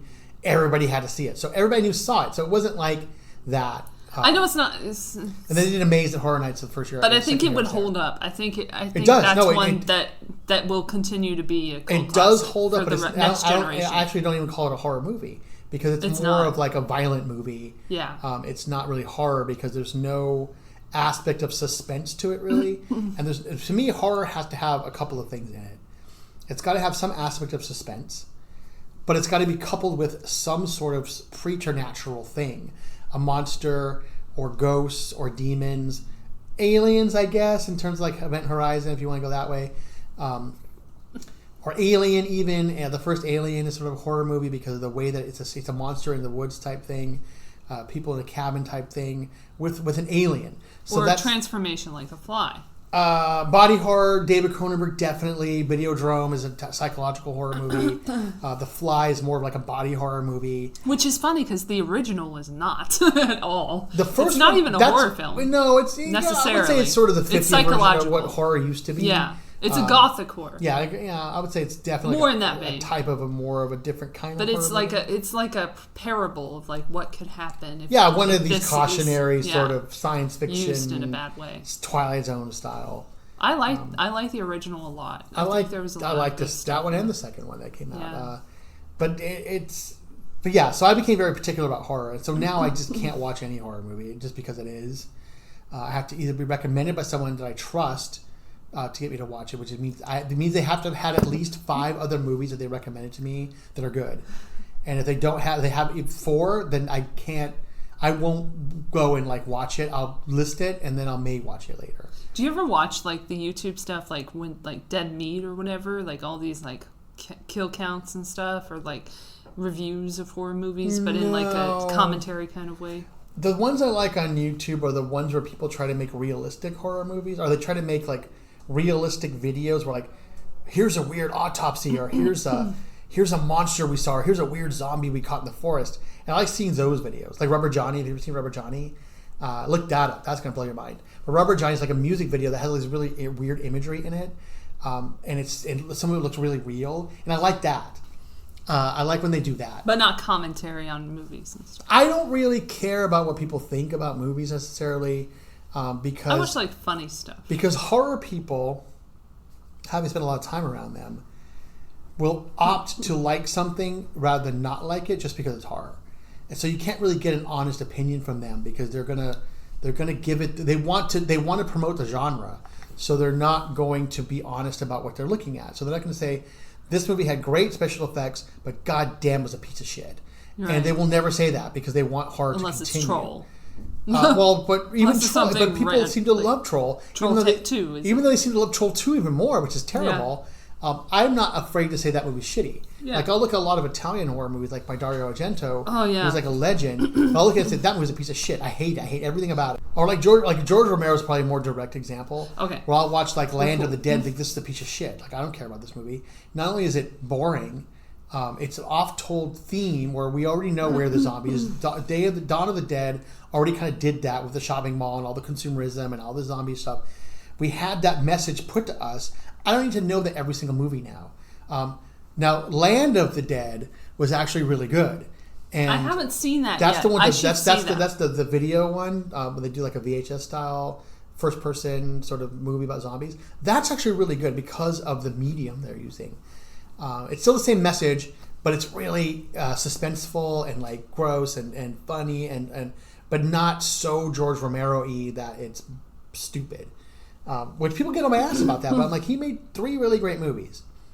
He made Night of the Living Dead, he made Dawn of the Dead, and Day of the Dead, which those 3 movies are really good because they complete a trilogy and they get its point across. But then he made like, I think Land of the Dead is the one with Dennis Hopper in the building, I think now. I can't remember what the one of the video was called now that I think about it. But that just gets too far into it for me, where it's like now it's a post-apocalyptic society and the zombies are fighting in a cage. It's like, well, I don't care.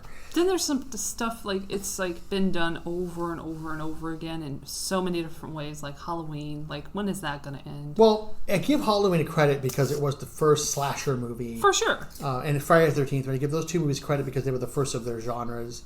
To sort of be like, well, Halloween was the first like domestic slasher movie. Yeah. And Friday the 13th was the first like sexy teens getting murdered, right? Yeah. So you have these 2 movies that sort of established a slasher genre, and they deserve the credit they got.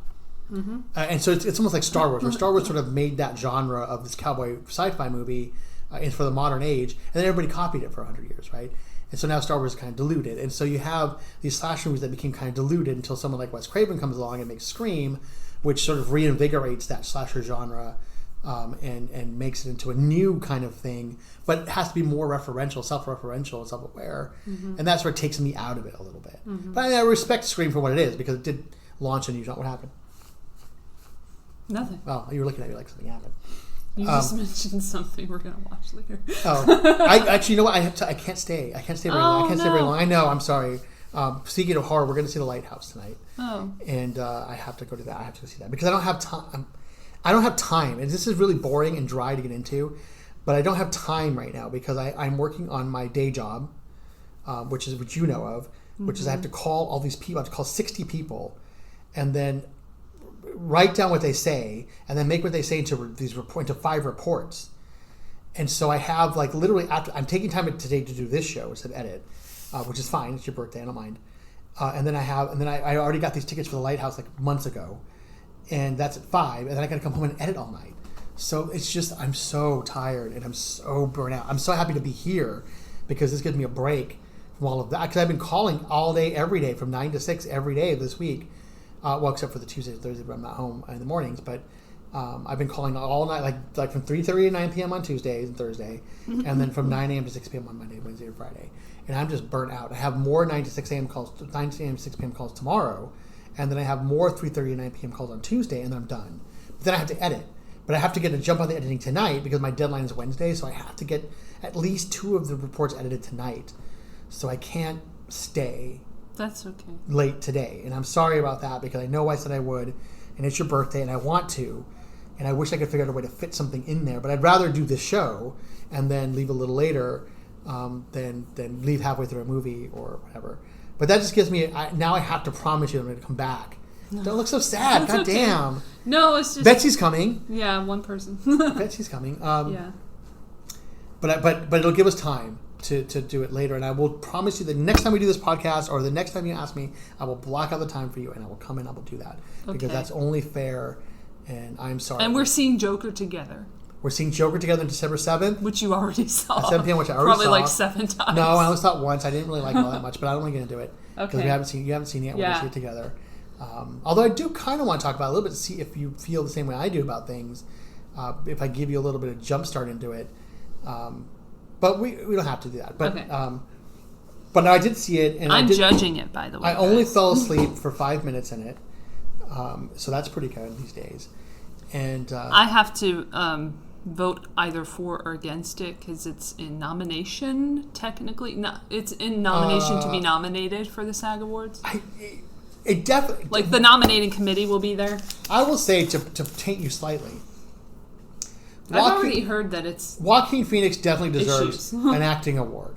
For sure. Not because his acting is any more different than what he's usually done, which is sort of this slow burn into this wild, manic explosivity, which is Joaquin Phoenix. That's what he does, isn't it? Yeah. I think other people are surprised because they haven't really seen him in the lead for a while. Like if you saw You're Never Really Here, or You're Never Really There, whatever that movie was he did where he was I heard a lot of good things about that one. He has the same sort of thing, and or if you've seen him in The Master, it's the same sort of thing where he has a sort of boiling intensity and then it bursts out. Yes. This is what this movie is. But it's sort of the pinnacle of that for him because it's so compact. Uh-huh.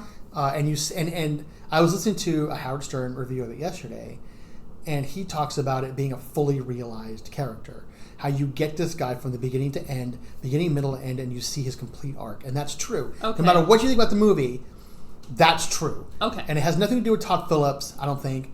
It has nothing to do with the writing. It has everything to do with the actor and the circumstance in which this actor is. And I do feel like, because you know enough about the movie to know that people compare it to Taxi Driver, which is an excellent movie, which is a great movie about sort of this social pressure that leads to violence, right? But Taxi Driver is a better movie because it's more realistic, I think. I feel like more people would grab onto the Travis Bickle character and what happens to him and how he does things than they would this character. I can't remember his name in the movie, Arthur or something. Arthur Fleck. Arthur Fleck in the movie. But it's a movie it's a Taxi Driver type movie for people who have never seen Taxi Driver. And I think if they've never seen that movie, don't understand that genre of like Falling Down, Taxi Driver, God Bless America, which is a Bob Goldthwait movie, like that. I love that movie. Right. So those kind of movies where the social pressure leads to violence or into a way that you think, like God Bless America came out and everybody was like, hell yeah, fuck yeah. But now if that movie came out, people are like, oh my God, this is horrible. Because the social zeitgeist it's has changed. It's a mirror to it has changed society. It has changed that quickly. Where like a movie like Falling Down used to get people to cheer, and now it gets people to be like, whoa, that's weird and creepy, right? Mm-hmm. So a movie like Joker, I think, released in the 90s or the 80s, where it got people to cheer because of the standing up it does against this sort of fear and hatred that's in the world. And the violence is sort of an antidote to that. And you're like, yeah, fuck you. But now, since there's so much of this violence out there now, and people are so angry now, I think it has a different flavor to it. So it's both what people say it is and what people say it's not. Right? Okay. It's a dichotomy. So it is definitely an anti-violence movie and at the same time a pro-violence movie. So it's very weird to watch it and be like, wow, this is really kind of disturbing in a way, but it almost feels like it's forcing you to be disturbing. I feel like that way about Maniac, because it was like saying like... Well, Maniac is also like very adept as a film. Yes. You know, it's very like the way they shoot it first person, they sort of like show his reflection sometimes, which is like really symbolic. Mm-hmm. And the acting in is really natural, and like the actors are unknown, so there's no recognizability, and it's very, very violent and realistic. We need that again. Yeah. I mean, I guess we got it a little bit with Midsommar, but we could use it again. Midsommar wasn't really... No, I mean with like different, regular Midsommar, people. yeah, I wouldn't lump that in there, but it's like... No, I mean like not famous people. Right, oh yeah. But that's what I'm saying, is like less famous people. Well, so many people now are unknown to me because I don't recognize the younger stars. So I'll watch a movie. I just watched something on Netflix, actually, and I watched it like, wow, I love it because there's all these unknowns in it. And my friend was like, no, these are all like Disney Channel people and like ABC people. This guy's on This Is Us. I'm like, I don't watch those shows, so I don't know them. Yeah. To me, they're unknown. Right. I wish I could remember what it was, but that's something. Well, let's wrap up the B-Day Bash here. Oh, we're done talking about horror movies? Yeah, we have to be. It's an hour and a half now. Well, I don't have to go right now. I can actually stay till 3. And then I can't handle being this hot because for some reason Why is it so hot? It's actually look, John Conyers. I know it's not hot, but it is hot to me. I don't know why. So what do you care about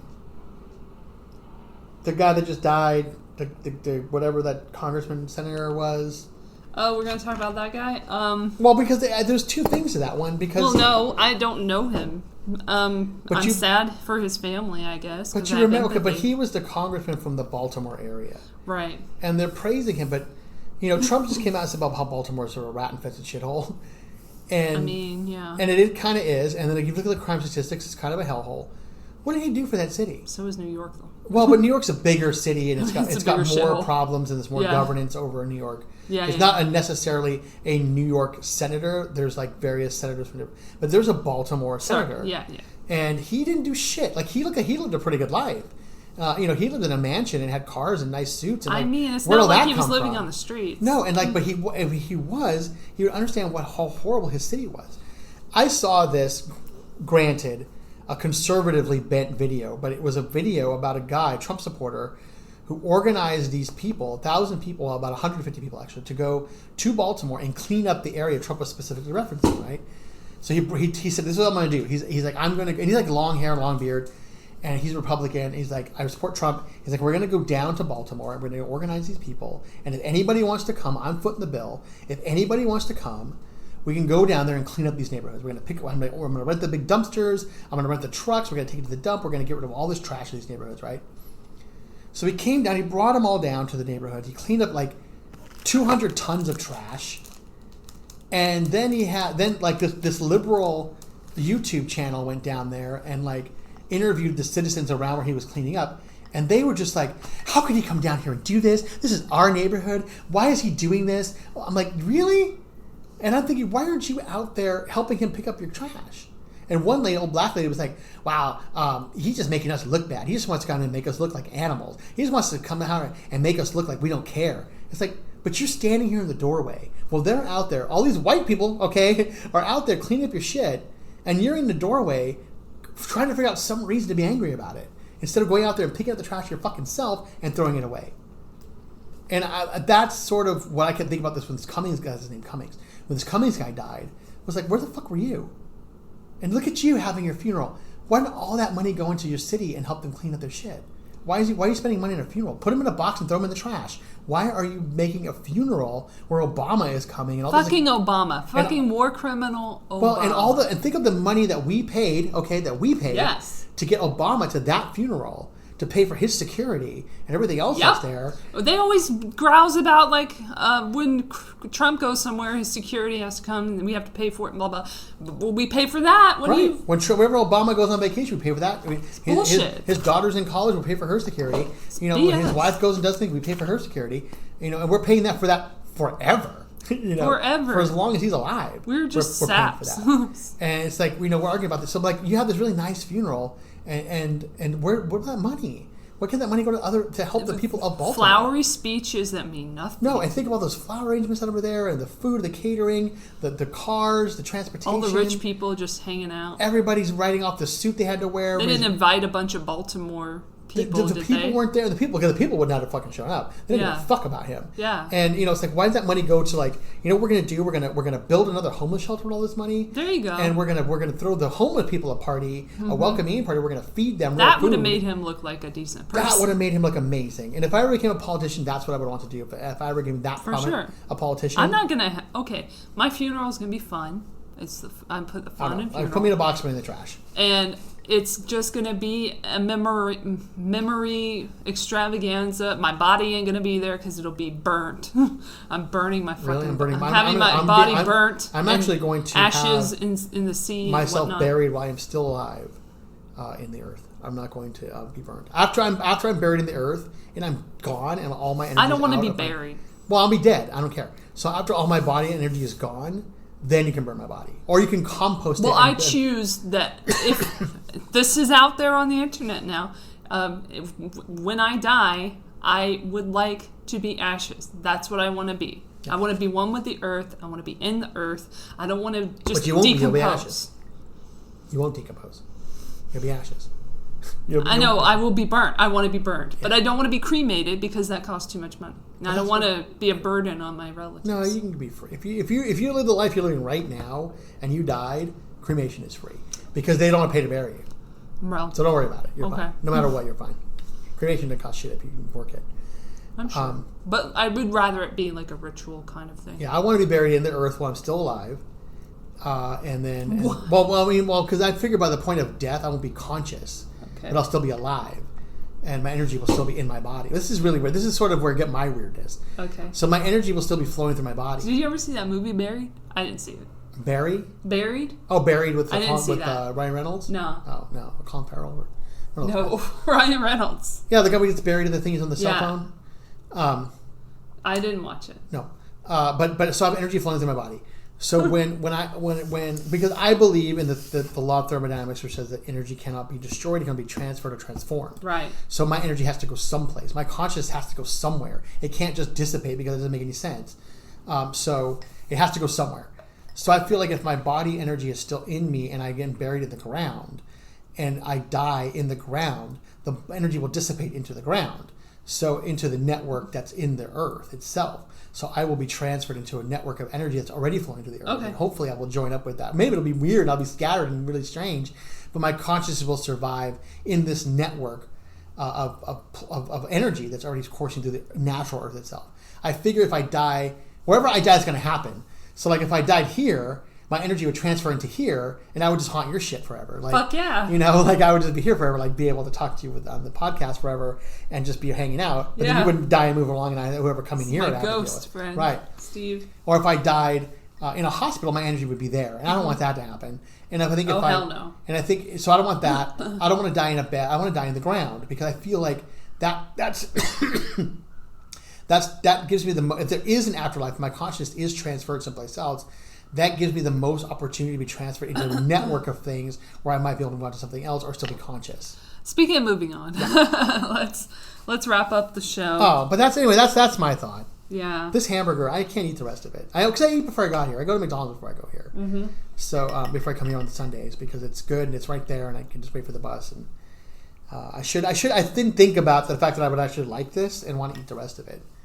Because I do actually want to eat the rest. I want to eat it in a hamburger very badly. I want to have it in a bun with ketchup and tomatoes and pickles.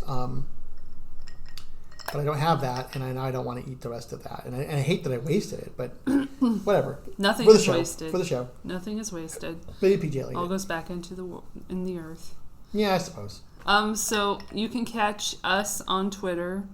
He is at WDP Dixon. He's also on Facebook. Right, which is at facebook.com/SELBOR, which is my Facebook page. It's public, so you're allowed to, anybody can go and see it.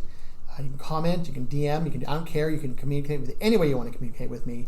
And if you fuck with me, I'll find you and kill you. So oh, shit. It doesn't matter. This is for the people who can't read the description or don't want to, and I spend a lot of time on that, so I'm probably not going to do as much time. Yeah, I don't really spend as much time on. Well, I'm never on. Tim Dillon's podcast is just like, this is us talking about whatever. Yeah, like, no, okay, you should always keep the content on your show. I never look at Twitter. I mean, very, very rarely. Only when Elle mentions me, and then it gives me a notification that someone mentioned me. I'm at Elle-Latham, by the way. Yeah, Elle-Latham. And I go on there and I will always retweet Elle's tweets that mention me. So very nice. And then there's that. And then I'm on Facebook mostly. I'm not. Because that's just the easiest thing to me. And I have business on there, so I'm on there. And I don't ever look at Instagram, so I don't ever look at me there. But although I am there, at PSELBOR on Instagram, occasionally I'll post something on there to help somebody. But I don't like Instagram all that much. And I don't have a YouTube channel. So I do, but it doesn't have anything you guys would care about on there. So. Well, thanks for listening to this powerful 30th episode of the podcast. Yeah, see, we didn't even reminisce or anything. I know. We didn't reminisce. It's just a regular show. Halloween, hello. Yeah. Happy Halloween, everybody. What do you do for Halloween? Yeah, do you That's my anniversary of where I work. Do you have a Halloween tradition? Worked there 8 years now. Or did you when you were a working? Kid? When you were a kid, you worked when you were a kid? Huh? You didn't go trick-or-treating or anything as a child? Oh, yeah, we used to do that. Yeah, everybody did that. What was the best candy you ever got? I don't know. I was really partial to candy corn back in the day. I'm not going to lie. Well, actually, I can't eat it anymore because I overdosed on it, but I do like it. But that was what I ate the most of when I was still doing that shit. What's your favorite when I was kind 17. of candy in general? Back in the day? At any time. Because I don't do candy now. Well, I do like this. I'll shout out to this chocolate bar because I really like it. Alter Eco, and it's called Quinoa Crunch, which sounds stupid, but it tastes good. So it kind of reminds me of like Crackle back in the day. Oh, you were telling me about that. I remember. Yeah. So when I was as a kid, growing up, I really liked the nougats. The caramel kind, like Milky nougats. Ways or Three Musketeers. No, I like nougats and I liked Butterfingers. That was probably my favorite. See, I think if I could eat peanuts, I would eat Butterfingers. I stole a Butterfinger once. Ooh. From a convenience store. It's very convenient. I steal stuff now as an adult constantly. But my brother made me do it. Whatever. But it was the first time I stole anything, and I didn't tell anyone until now. So. What's the last thing you stole? Last thing I stole was your heart. No. Shut up. The hearts of all the children. No. Actually, I was a child again. Because I'm really boring as an adult. You weren't an adult. Yeah. You just tell anything. Yeah. Nothing with the Ralphs. Nothing with the self-checkout. Come on. No. I just stole something. I'm a really boring adult. I just stole something from the self-checkout the other day. I stole an eyeball toy thing. It was like shaped like an eyeball. It had red cartilage in the eye. What'd you do with it? I had to give it back. Oh, you got busted? My mother caught me. She's like, "Where'd you get that?" I was like, no. "Oh, it's $1. I didn't have $1, so I took it." Oh, that sucks. So I took it back. I steal from my Ralphs all the time. Okay, well, because it's expensive there, and like okay, and like okay, so I need black pepper, right? So for my house, and the black pepper used to come in these little pouches that were like 80 cents. Now you can only get the black pepper in a metal tin that's like $4. Fuck that bullshit. Stealing that. Or I steal spices mostly. Spices are too expensive. Yeah. I figured, why did Columbus find America enough for spices? Why am I paying so much money for these things? But yeah, I still a can of beans. No, of green enchilada sauce the other day. Wow, dude. Because it was in the clearance section. Right now, the box has the clearance section. Clearance is the same as free, right? And it was $1.89, which makes no sense to me because I'm like, that's nothing. If you're in a clearance section, you should be nothing more than $1 back there. Nothing. But this Hatch green chili enchilada sauce was $1.89. So I went up with a can of condensed milk from the clearance section, which was 99 cents, and I scanned that and then just put the can of enchilada sauce in my bag for 99 cents. And just left the can of milk there. All right, we're going to get out of here before he gets arrested. I was going to arrest me. Everybody fucking loves stealing from Ralph's. Anyway. I'll give you... You want me to give you the easiest way to steal from Ralph's? I'll give you the easiest way. Should have stolen the burgers. I couldn't fit them in my pocket or okay. in my bag. I probably could. I didn't actually advocate for it. It's a joke. You just did, but it's okay. I probably could have, but I didn't. It's all jokes. Okay, now your Ralph's, do they have the bulk section where you can go and like... They have the stuff in the tubes where you can pull down and put in a bag and then weigh it? I don't know. Okay. If they have that, use the code 90016 when you go to the checkout. Don't go through the line. Go through the self-checkout. 90016. That is the code for dried pinto beans. Okay. Okay. And that is the cheapest thing they have in the bulk section for $1.49 a pound. Oh, I know what you're talking about now. Right. Yeah. Because the macadamia nuts in that motherfucker are $18 a pound. Okay? So you want macadamia nuts, load up. Get 2 pounds. Okay. 90016. Life hack. 90016 in the self-checkout. Okay, mind you, don't ask for help. Don't go through the line. 90016 is the code. You put that in there, $1.49 a pound. All right, on that advice, let's wrap it on up. Fuck Happy Ralph's. Halloween, guys. Fuck Ralph's. Enjoy your scary movies. Happy Halloween. Don't get razor bladed.